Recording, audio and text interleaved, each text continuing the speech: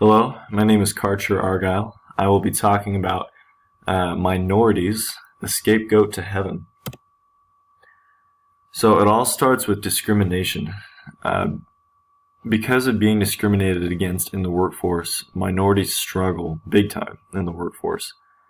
It's harder for them to get jobs. It's harder for them to keep jobs and get uh, get a better living for them and their family. They're referred to as scapegoats because of their Western faith. If you are not Muslim, you will be included in this group.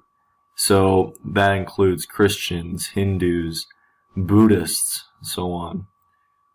There's even parts of Pakistan, as you all might have seen, that have Buddhists and Muslims and Hindus living together in a small area in the mountains, and they don't have a problem with each other because there's no political gain or any sort of gain to be had. So they're still nice to each other. These Pakistani minorities, the difference in population for the minorities is pretty interesting. Of the 180 million people living in Pakistan, only 3 to 4% of them are non-Muslim. But about 1.6% is the percentage of Christians living in Pakistan. Very, very stark contrast from the US, of course.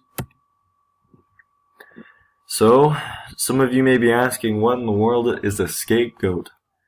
A scapegoat is blamed for wrongdoings, mistakes, and faults of others. We hear this all the time in our news when possibly a politician is trying to blame another politician for something that they themselves might have done wrong.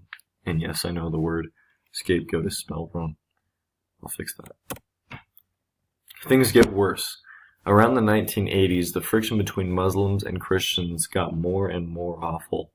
9/11 was seen by Muslims as an American attempt to defame their faith through the attacks by the US in response to the attack on the Twin Towers.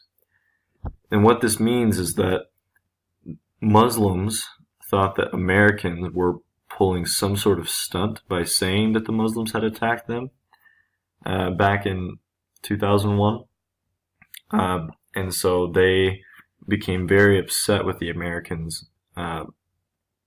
If that was my way of thinking, I'd be upset too, but obviously this wasn't the case. Jinnah had promised equal opportunity to all the citizens of the new country of Pakistan. But however, this promise was not kept by the leaders who came in after him. By 1956, Pakistan became an Islamic republic, making Islam the source of all legislation. Therefore, Christians and other non-Muslim religions were left in the cold. Blasphemy laws.